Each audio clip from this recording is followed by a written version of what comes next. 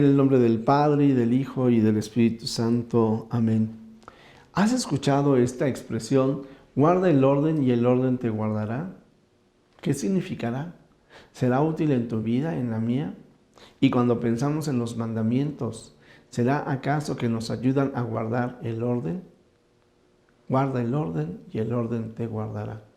Queridos amigos, la lectura del día de hoy está tomada del Evangelio según San Mateo, capítulo 5, versículos del 17 al 37.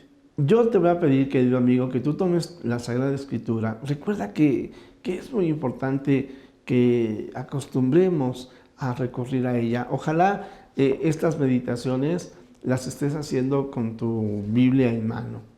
Estamos haciendo una lectura secuenciada de San Marcos, pero como hoy es domingo, estamos escuchando a San Mateo.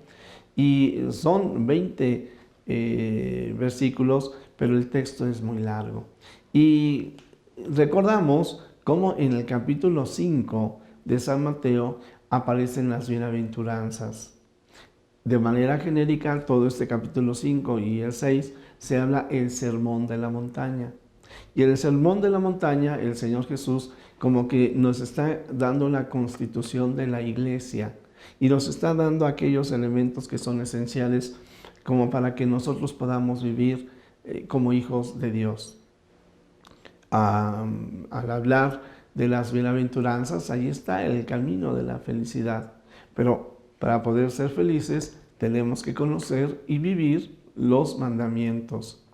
Lo interesante de la presentación de los mandamientos que hace el Señor Jesús es de que no repite las frases, las ideas muy concretas de los mandamientos en la tabla de la ley, sino que incluso los va modificando porque también les dirá, también habrán oído decir a los antiguos.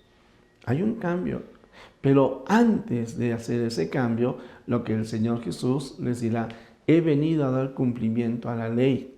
Y incluso hasta la tilde, el punto, el acento de la I se cumplirá. Lo que el Señor Jesús está haciendo es adecuar el mandamiento, la palabra de Dios, ante un pueblo que ya conocía al dedillo la palabra del Señor, los mandamientos, se los repetía, los tenían en la memoria, pero no encontraban la manera de hacerlos vida. Se habían quedado en estructuras que podríamos llamar prácticamente humanas. Bueno, pues esta actualización de la palabra de Dios siempre también la iglesia la tiene que ir haciendo. Es una tristeza que de repente el Papa Francisco es malinterpretado en muchas cosas. El lenguaje, hay que reconocerlo, el lenguaje que él utiliza es al estilo de los jesuitas, muy provocador. Y nos deja como que la duda, parecería como que está cambiando radicalmente el mandamiento de Dios, la enseñanza de la iglesia, pero si sabemos leer con cuidado, con detalle, nos vamos a dar cuenta que el Papa nos invita a que tengamos esto que ya he llamado yo, una lectura crítica ante la palabra de Dios y que, como dice el Señor Jesús, no se trata de que nos vamos a separar de los mandamientos o que no vamos a cumplir la ley de Dios, sino que vamos a encontrar esta manera de vivir la palabra de Dios de acuerdo a las exigencias del día de hoy. Mira, Dios es el creador de todo cuanto existe y ha puesto al hombre no como dueño, sino como administrador de la tierra. De tal manera que cuando el Papa nos dice tenemos que tener una conversión ecológica, algunos se espantan y dicen, no, es que la conversión es hacia Dios. Claro que sí, la conversión con mayúscula es hacia Dios, pero tenemos que asumir la responsabilidad que tenemos ante los bienes naturales. Nosotros tenemos responsabilidad de cuidar de los animales, de las plantas, del agua, del aire, pero tenemos que cuidarlo en cuanto que no somos dueños. El dueño de todo es Dios, pero además hasta por nuestro propio provecho. No tenemos otro planeta donde irnos, No hay otro lugar donde podamos encontrar agua y aire y todo, pero el aire, el agua, son criaturas de Dios. Junto con esto, también aquí lo que nosotros tendríamos que hacer y la iglesia, el católico, tiene que hablar de ecología, claro, como tenemos que hablar de la economía y tenemos que hablar de la injusticia, porque no es así propiamente contra el planeta que estamos cometiendo la injusticia. Sí, podríamos decir, hacemos mal uso de los bienes materiales, pero al que se está perjudicando es al ser humano, y nosotros, cuidando la ecología, también damos gloria a Dios. Yo quiero pensar en San Francisco o quiero pensar en nuestros abuelos campesinos.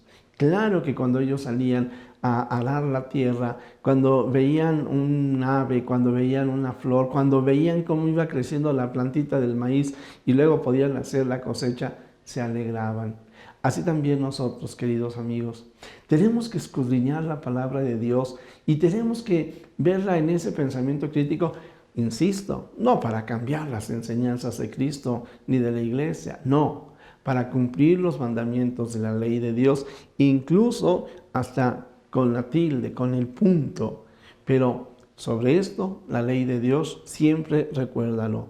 Es el Señor Jesús el que lo sintetiza en 2 mandamientos. Amarás a Dios, amarás a Dios por encima de todas las cosas y a tu prójimo como a ti mismo. Cuidar el medio ambiente es amar a Dios y es cuidar del prójimo. Por eso yo sí te diría que es necesario que conozcamos la palabra de Dios, que el Señor Jesús aquí lo dirá al final. Cuando digas sí, que sea sí, cuando digas no, que sea no. Aprendamos a cumplir la palabra de Dios y aprendamos a cumplirla de una manera muy cabal. Y amar a Dios es cuidar la vida del pequeño, del indefenso, la vida de todo ser humano, amar y honrar a nuestro padre y a nuestra madre, pero también poder ver las situaciones nuevas y modernas, sobre todo aquellas que son complicadas, que implican pecado, maldad o malestar para el ser humano, para que en el nombre del Señor Jesús las podamos cambiar, transformar. Y en eso, entonces, cumplamos nuestra palabra. Cuando digamos sí, que sea sí. Cuando digamos no, que sea no. Jesús, que todos te conozcan y te amen, es la única recompensa que quiero. El Señor esté con ustedes.